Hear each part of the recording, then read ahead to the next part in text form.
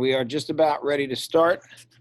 First of all, thank you all for being here for this press conference about what I consider to be a fascinating and very, very important study of what has happened with the resentencings of juvenile lifers, as they are called, in Philadelphia. It is a remarkable study in many different ways. We'll get into that.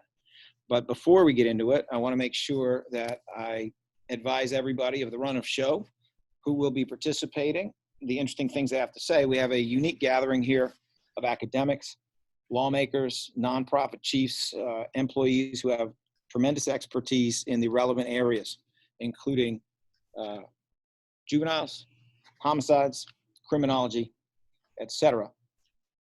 We will hear first from Tarika Daftari Kapoor, PhD from Montclair State University, who is one of the authors of this important report on the results of what they call the Philadelphia experiment, not the old one, the new one. We'll also hear from Tina Zatoli, PhD, co-author on that report. We have with us Senator Larry Farnese, who of course has been a leader on criminal justice reform, is an attorney, has considerable knowledge in the field. We hope to hear from Representative Summer Lee, although you should know that House is in session. So either way, she is here in spirit, but she may also have the opportunity to contribute with some of her insights. Another leader in criminal justice reform. We have Chris Henderson, the Executive Director of the Amistad Law Project. Marcia Levick, Chief Legal Officer of the Juvenile Law Center, a nationally important organization in this field, for those of you who don't already know that. We have John Pace, who is well, they say JLWOP, but I don't particularly like that term. Juvenile Lifer Without Parole Reentry Coordinator with the Youth Sentencing and Reentry Project. Kay Celeste Trusty is here, Pennsylvania State Policy Director for FAM, which is Families Against Mandatory Minimums. And then I will have a couple words at the end. We're going to reserve ideally about 25 minutes for any questions. Questions will be emailed to Jane Rowe, and we will then do everything we can to answer some of those questions. So I'm going to start. I think they let me go first, and I have about 5 minutes. I promise to observe that more or less. So to me, this is truly the keyhole that shows us a bigger room. This is the fascinating study that gets at so much of what is troubling and frankly encouraging about the direction of criminal justice and criminal justice reform. What you are seeing here is this. You are seeing that a group of people who were in fact involved in some conduct that was pretty monstrous are not monsters. You are seeing that decisions that were made by a criminal justice system that viewed a criminal act as establishing someone's future dangerousness and as demonstrating that it was unchanging, you are seeing that it is a fact that that is a lie.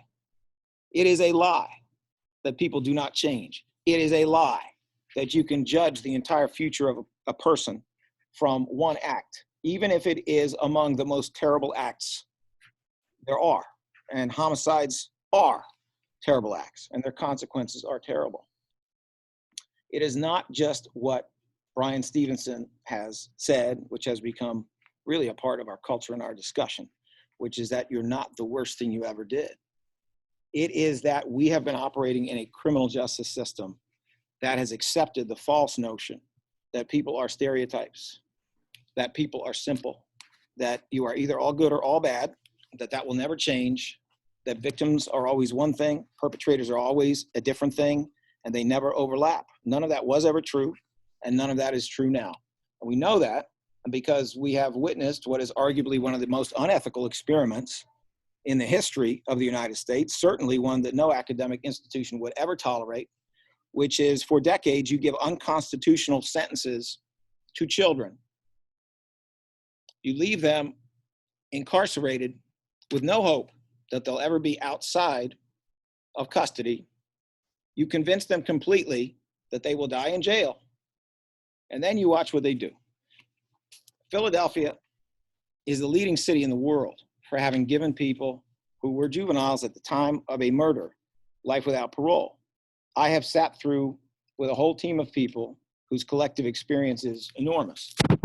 Over 100 fact-finding sessions to determine a new sentence to recommend for the resentencing required by the Supreme Court. And none of them are exactly the same. Every one is a unique individual. Some of them are scary. Most of them are not. And that's just the truth. And one of the things that struck me and has struck me over and over and over again is that when you look at someone who was in jail for 15, 20, 25, 30 years without any hope of coming out of jail, without any reason to believe the Supreme Court would ever change that fate, what you saw was that those people who had no hope of freedom whatsoever changed. And they changed in remarkable ways. They got college degrees, they took courses, they engaged in therapy. They went from a couple of years of impulsive and violent behavior in some instances to doing 3,000 hours of HVAC work for pennies an hour. They became the stabilizing old heads, as they call them, in the jail, who basically counseled and improved their younger selves. That's who they were before they had any reason to think they would ever be outside of the walls. Well, now they are outside of the walls. Not all of them, and frankly, speaking as the district attorney of Philadelphia County, not all of them should be outside of the walls, but the vast majority of them should. The vast majority of them are not Ted Bundy. They are not Charles Manson. They are not that person. And we now see that where the prosecution and the judges and the state parole board all agreed this person can be out, we now see that in that category of people, they are so much less of a risk than we even imagined. What we are looking at is a recidivism rate of about 1.5%. It is unclear to me whether I'm safer in a room full of paroled juvenile lifers or safer in a room full of journalists. No offense, my journalistic friends. It is unclear to me whether I'm safer in a room full of paroled juvenile lifers or I am safer walking down any random street in Philadelphia or any random street in the United States. It really depends on the group with whom you compare them. But there is no question that when you look at this group and you look at the wisdom in the US Supreme Court's opinion, which spoke of the reality that the juvenile brain is not mature in general until around 25, that the wisdom of this decision, which we are seeing scientifically in the results of what's happening on the street, there's little doubt that that wisdom applies in part to people who are 18 and 19 and 20 and 24 and people who, for a variety of reasons, won't even have mental maturity until after they are 25. So why are we talking about this today? This is a pandemic. Why are we talking about it? Well, one of the reasons we are talking about it is that difficult decisions have to be made about who gets out of jail. And I don't really think there's any question that more people should be out of the state prison system in order to protect all Pennsylvanians. I'm not just talking about inmates. In fact, I'm not even talking about them primarily.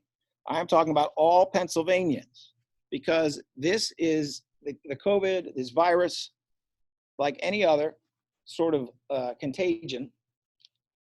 It may spread among inmates. It will spread among corrections officers. It will spread to their families. It will kill their grandparents. It will kill corrections officers, grandparents, and neighbors. That is what it will do. That is what it is doing. We have the news this morning that there are 3 deaths in the state prison system. I knew of only one previously. Can you imagine the position of a corrections officer walking down row after row of inmates who are essentially quarantined in individual cells?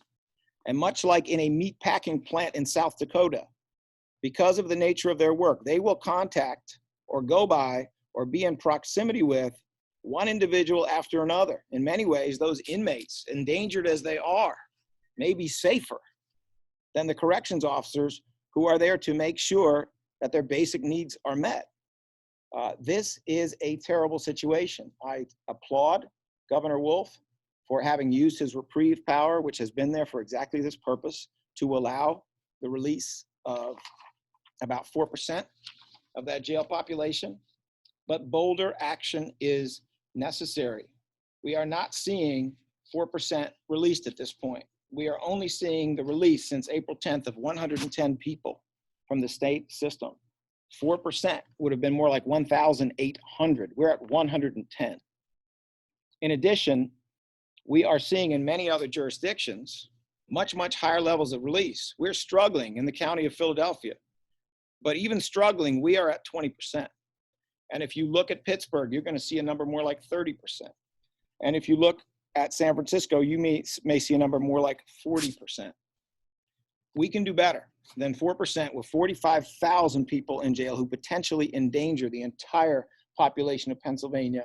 And it's not a stretch to say all Americans. It is not a stretch. So there is a lesson here as we look through this, the keyhole that this report represents of how dangerous it would really be to look at letting out. And you can now do a bullet list of various ways to look at it, because you can look at it different ways, of letting out older inmates, of letting out people who have completed, let's say, 15 years or more. There are countries in Europe where every single person is considered, not given, but considered for parole after 15 years for every single offense. We absolutely could do that. It may be a lesson to us at looking at people who have other characteristics. I'm not here to say that. And I do think that the governor was thoughtful in exercising his reprieve power before and what kind of standards they wanted to apply. But the lesson from many, many different intersectional angles is that more can be done. And this scientifically establishes that it can be done with safety. Without further ado, I would like to call on Tarika Daftari Kapoor, PhD, to explain the study. And I know that she will be assisted after that by Tina Zotoli, PhD, also from Montclair State, who is a co-author. Thank you, District Attorney Krasner, for that introduction. Before I start, I would like to acknowledge the District Attorney's Office cooperation on this project and their high level of transparency and data sharing during the last year and a half that we've been working on the project. I'd also like to acknowledge the assistance of our graduate students, Tristan Faust and Ryan Schneider.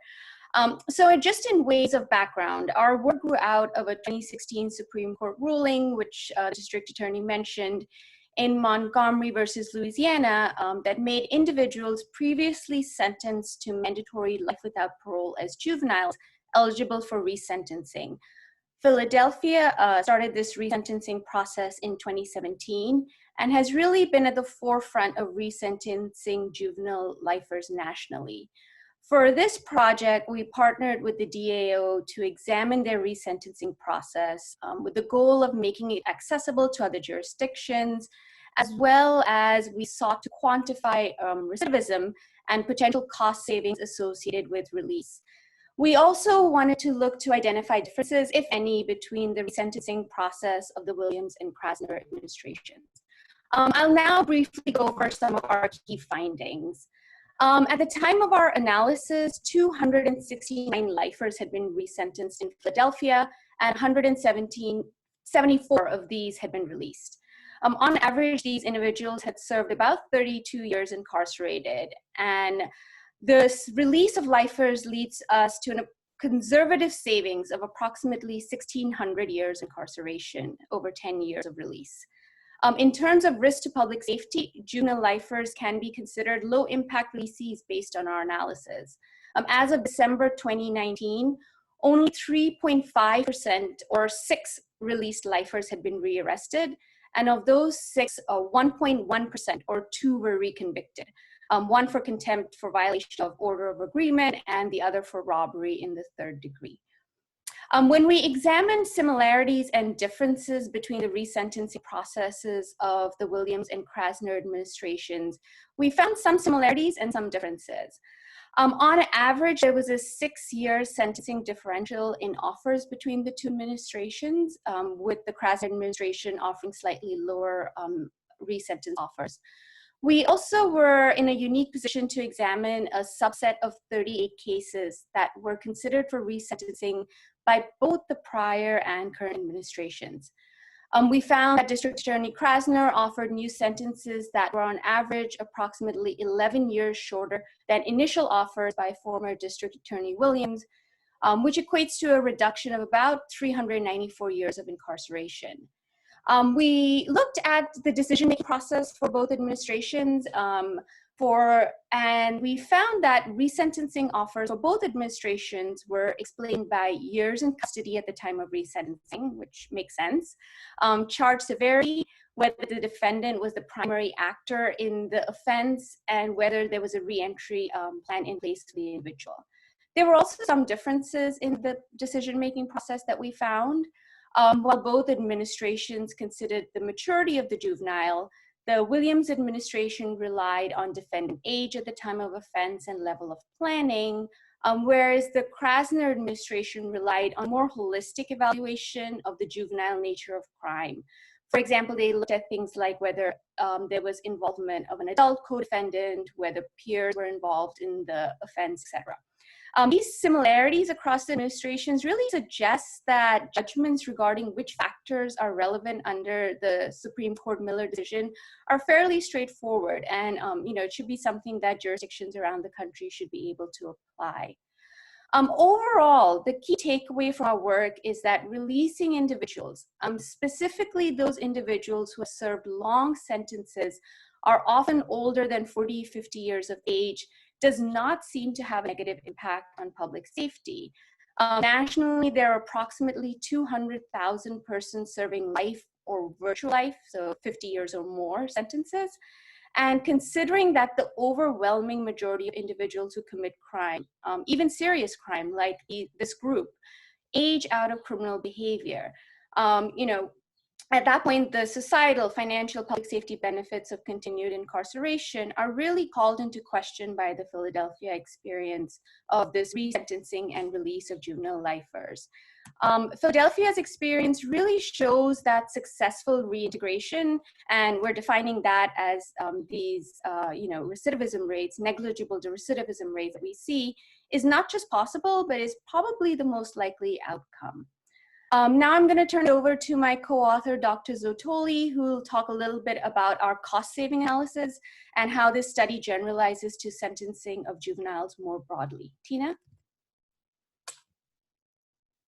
Thank you, and let me echo Tarika in expressing our appreciation to the District Attorney's Office and the Juvenile Lifer Resentencing Committee for access to their data and their transparency in this process. We highlighted the cost savings related to the resentencing of juvenile lifers in two ways. First of all, we looked at the projected cost savings over the first decade of release for the 174 juvenile lifers who had been released at the time of our analysis. Using estimated marginal costs for housing inmates in Pennsylvania, and of course, taking into account per capita mortality rates for inmates in state prisons nationally, we estimated that the state of Pennsylvania would save $9.5 million over the first decade of release for these individuals, for just these 174 individuals alone. And again, this is projected only over the first decade of release. It's also important to keep in mind that this estimate does not take into account the increasing costs associated with an ever-aging inmate population. Those costs would be considerably higher. We also considered the cost savings directly attributable to the differences in sentence offers made by the Krasner administration compared to those made under the previous administration, the Williams administration. As Tarika just noted, there were 38 cases which were reviewed by both administrations. For these 38 cases, the Krasner administration offered sentences that were 11 years shorter on average than the Williams administration. So for just these 38 cases alone, that amounts to an estimated savings of $2.2 million in correctional costs for Pennsylvania. And none of these individuals had been released at the time of our report, so these are not included in that 10-year projection that I just mentioned. Finally, I'd like to briefly highlight some broader implications of these data with respect to sentencing of juveniles who commit crimes. As is typical of many juveniles who come into contact with the criminal justice system, the individuals that we examined in this study typically experienced a multitude of adverse life events in the years before they committed their crimes. Their crimes were also very often committed with peers, as Tarika just noted, and in many cases, the homicide offense was the result of an unintended result of another felonious act. Without diminishing the seriousness of the offenses, and their very real impact on society and victims, it is important to acknowledge that in many of these cases, were it not for the confluence of adverse situations and life experiences and the developmental immaturity of youth, many of these crimes may not have occurred. The scientific literature makes it clear that most juveniles who commit crimes, even serious crimes, will not be persistent offenders, and especially when afforded developmentally appropriate interventions and pro-social opportunities. To end, I will just say that we hope that our data contribute to the national conversation on the sentencing of juveniles who commit crimes.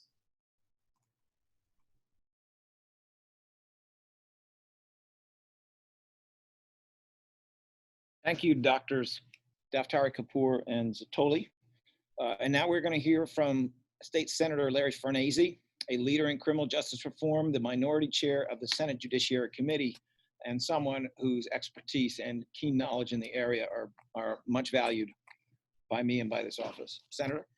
Thank you, District Attorney. Just to your point earlier about, and I join you and I commend Governor Wolf in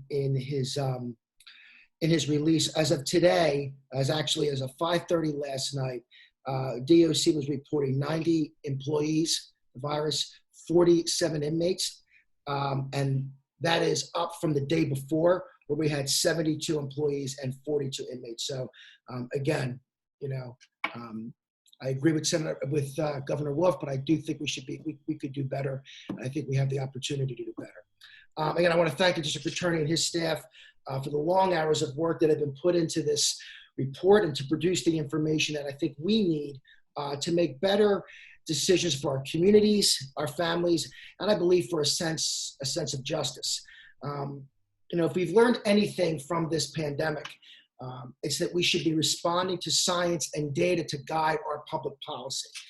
For too long, public officials, I think, have surrendered to emotion, to fear, and to rhetoric, actually, to inform their decisions, specifically when it comes to issues of public safety.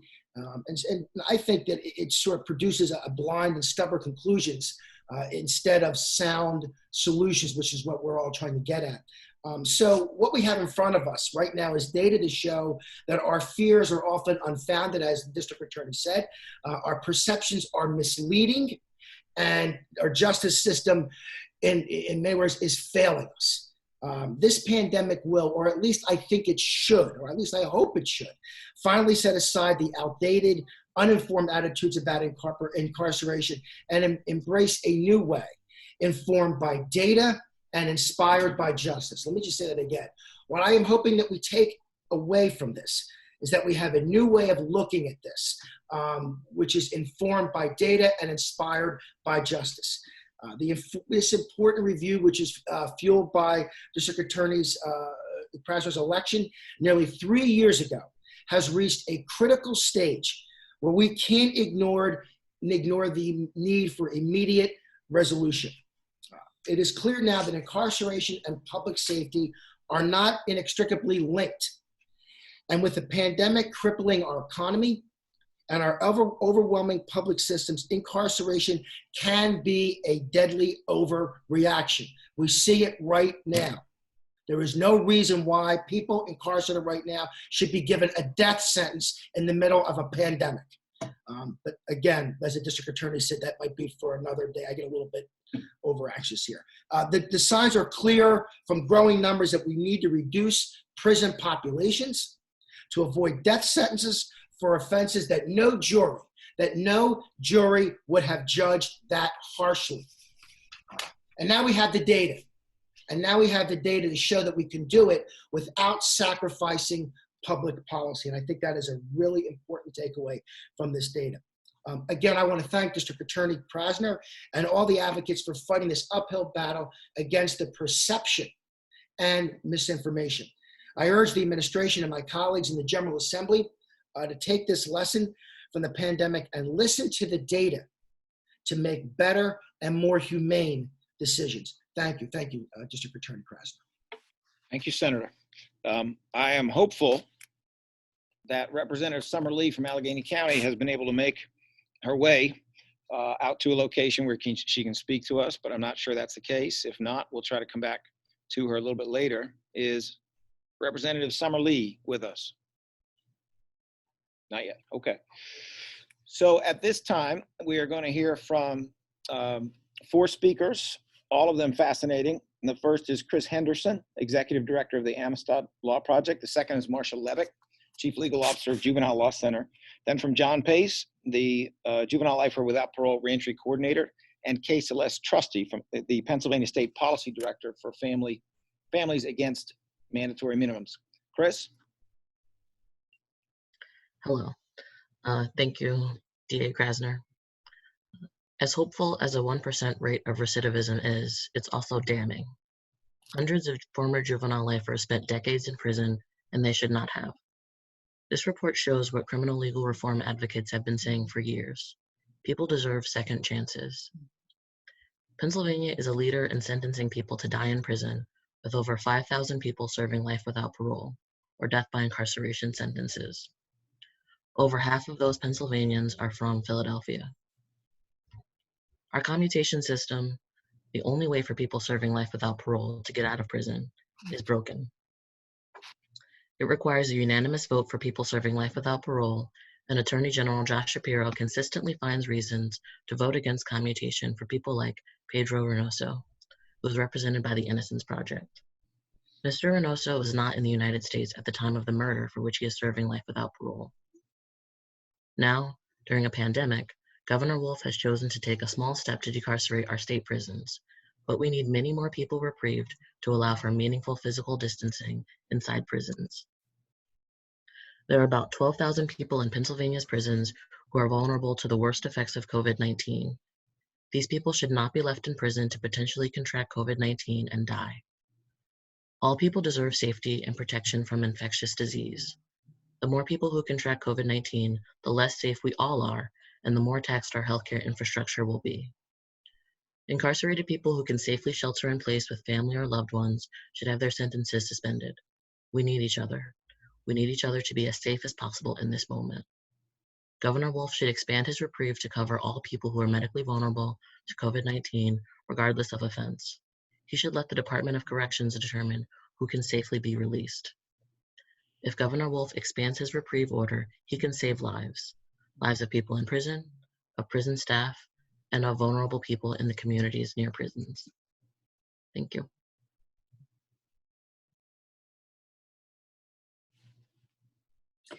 Good morning. Thank you, District Attorney Krasner, and thank you, members of the press, for joining us this morning. It is it's terrific for us at Juvenile Law Center, and I think for all of us here in Philadelphia and in Pennsylvania, to see this report. Juvenile Law Center began working on advocating for youth convicted and sentenced really to die in prison for crimes that they committed as children back in 2005, when we were part of the team that was involved in Roper versus Simmons, eliminating the juvenile death penalty.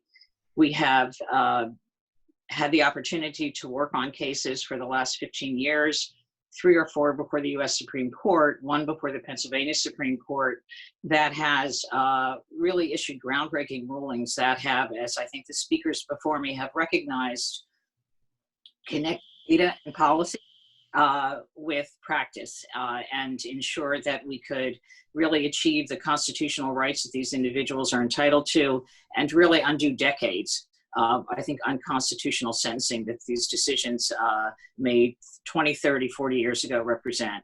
This report really confirms for us at Juvenile Law Center what we've been able to observe firsthand over the course of the last 4 years. And that is that these individuals who were sentenced to die in prison as children can come home. They can come home and be reintegrated safely into their communities. It's interesting, I think, from where we sit to recognize that Pennsylvania has really gone from the worst. We incarcerated more children, sentenced more children to die in prison than any state in the world, any country in the world. You've heard the numbers, over 525 individuals serving life without parole in prison as children. And we've gone from the worst to really being the best. We have resentenced more individuals serving juvenile life without parole than any other state in the country. we have paroled a higher number than any other state in the country. And we have this extraordinary recidivism rate that this report confirms. Again, something we have had the opportunity to observe firsthand. That these individuals come home. They're productive. They are serving in our communities. They're working with advocacy organizations, and it is a story. I've heard the term the Philadelphia experience, the Philadelphia experiment. What I'd like to talk about is really the Philadelphia opportunity, because I think that's what this is, and I think it demonstrates the opportunity that we have here, and that we can really share across the country and across the state in terms of what we were able to achieve here. And I want to also acknowledge that I think that, you know, this is a conversation when we talk about juvenile lifers, it's always about change. We talk about how they change, but I think as the other speakers have also acknowledged, this is about how we change as a society and how we can change our criminal justice system and our juvenile justice system. As we think about this work in the context of this pandemic that we are all experiencing, I echo what you've heard before. We have not been bold enough. We can do better. We need to release more. You've heard the numbers about adults who have been released. We are seeing difficult challenges with respect to releasing children from custody. Philadelphia sends more children into secure care, both at the county level and the state level, than any other county in the state. We've reduced maybe population by about 150 out of 16 or 1700 youth in custody across the Commonwealth. It's not good enough. Kids are at risk in these facilities. The people who work there are at risk in these facilities. Our communities are at risk, so long as we continue to leave these individuals exposed. So again, repeating what you've heard, I think that we are grateful for the work that's been done to date, grateful for the leadership that we have seen from the District Attorney's Office, grateful for the remarkable contributions that we have been able to share with the men and women who have come home in the last 3 or 4 years. But we need more. We need to do better. We need to keep our kids safe, and we need to keep our communities safe. Thank you.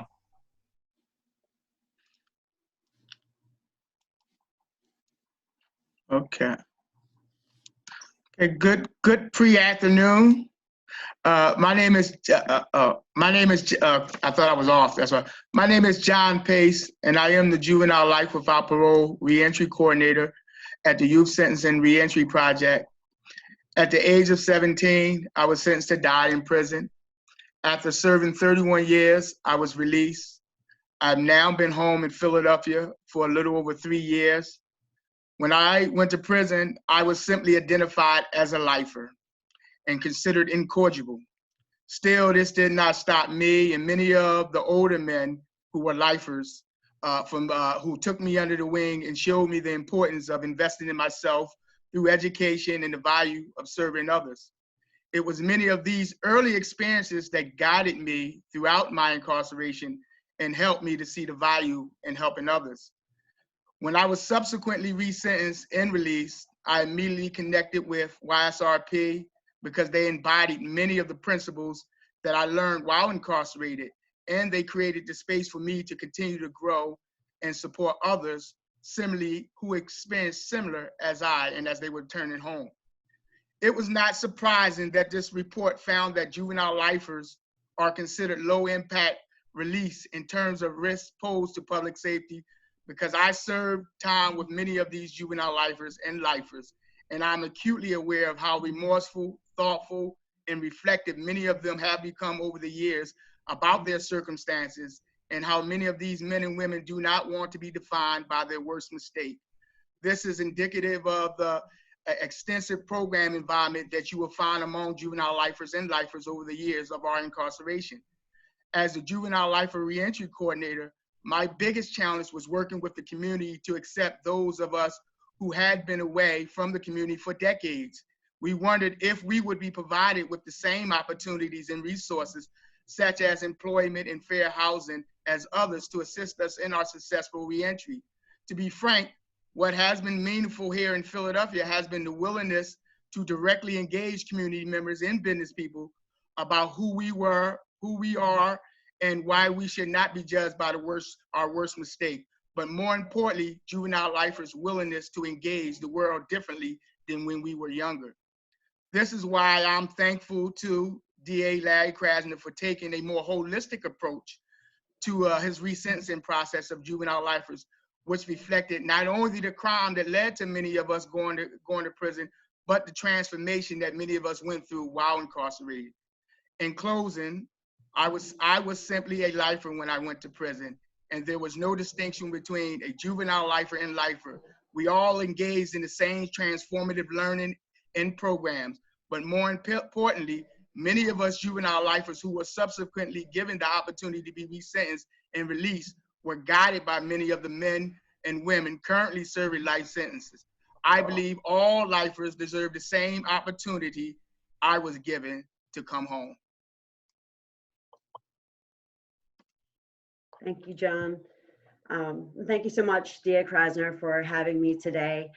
FAM has always asserted that evidence-based smart decarceration is in the best interest of public safety, but in the midst of the COVID-19 pandemic, it has never been more evident that we have an obligation to take bold action to reduce our prison population in the interest of public health. People who live in our prisons cannot practice safe social distancing, and people who work in our prisons risk carrying the virus inside the facilities and then back home into their outside communities. We are grateful for the depopulation efforts of the Department of Corrections and Governor Wolf so far. However, it is clear that we must go further to protect Pennsylvanians who both live and work in our prisons. With the COVID-19 death-related toll currently at 3 in just one of our Pennsylvania prison facilities, we're renewing our call for our leaders to quickly explore every possible avenue to safely depopulate our prisons of vulnerable, aging, and sick people. And if those mechanisms do not yet exist, we must create them. All credible evidence shows that safe decarceration efforts can and must include avenues for relief for people serving lengthy life without parole sentences. The report released today shows that recidivism for Philadelphians released after being sentenced to life without parole as young people is around just 1%. And reincarceration rates among Pennsylvanians released after commutation of life sentences are also remarkably low. Pennsylvania is not only an outlier in how many juveniles we have sentenced to life without parole over the decades, but adults sentenced to life without parole also. We currently have over 5,000 people serving life without parole sentences in Pennsylvania, many of whom have already served decades behind bars, and as we all do, have grown, matured, and changed. Pennsylvania's decades-long punitive obsession has resulted in more than 10,000 people over the age of 50 currently in our state prisons. Even though people released from these facilities after the age of 50 have the lowest rearrest, reincarceration, and overall recidivism rates of all age groups. Unfortunately, however, many of these older folks are again being excluded from attempts to thin out our state prison population based on their conviction type alone. Categorically excluding vulnerable, aging, and ill people from our efforts to mitigate the impact of COVID-19 on our communities simply based on conviction type is not only short-sighted, but it goes against Pennsylvania's own data showing the benefits of releasing the aging incarcerated. When people are granted relief from perpetual punishment, those individuals, their families, and our communities are all better off.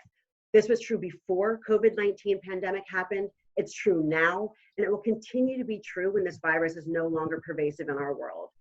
We cannot allow our legal system to go back to normal when this is all over.